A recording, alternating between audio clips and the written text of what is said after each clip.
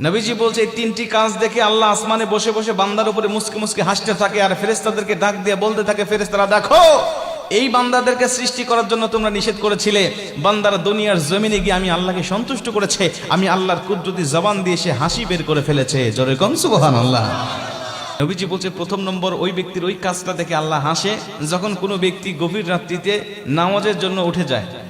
আরামের ঘুম আরামের বিছানাকে ত্যাগ করে যখন উঠে যায়, উঠে যাওয়ার পরে সে অজু করে এসে দেখে যে তার স্ত্রী ঘুমাচ্ছে, তখন চিন্তা করে শুধু আমি আল্লাহর একা প্রিয় হব কেন, আমার স্ত্রীকেও ডেকে তুলবো। তখন স্ত্রীকে ডেকে তোলে, স্ত্রী যদি না ওঠে তখন তার স্ত্রীর মুখের উপরে কিছু পানি ছিটা দেয়, আর স্ত্রী ওঠে। নবীজি বলছে এই যে স্বামী নিজে উঠেছে অথবা স্ত্রী নিজে উঠেছে স্বামীকে তোলার জন্য অথবা স্বামী স্ত্রীকে তোলার জন্য, যখন এই সমস্ত কাণ্ড কারখানাগুলো করতে থাকে তখন আল্লাহ আসমানে বসে বসে বান্দার উপর সন্তুষ্ট হয়ে কুদরতি জবান দিয়ে মুস্কি হাসি দিতে থাকে। জোরে কোন সুবহানাল্লাহ। দুই নম্বরে নবীজি বলেন আল্লাহ পাকের ওই বান্দার কাজ দেখে আল্লাহ পাক হাসতে থাকে যখন কোনো বান্দা মসজিদ থেকে আজানের আওয়াজ শোনে,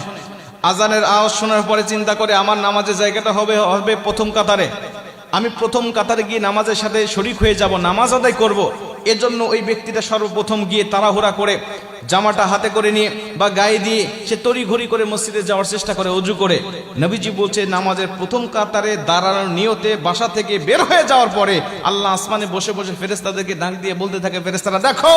এই বান্দাদেরকে সৃষ্টি করার জন্য নিষেধ করেছিলে, বান্দা আমার কুদরতি পায়ে সেজদা দেওয়ার জন্য এবং প্রথম কাতারে গিয়ে সেজদা দেওয়ার জন্য সে বাসা থেকে তড়িঘড়ি করে আজান শুনতে দেরি হয়েছে, বের হতে দেরি হয় নাই, আমি আল্লাহ তার উপরে সন্তুষ্ট, তার জীবনের সব গুনাহগুলো আমি মাফ করে দিলাম।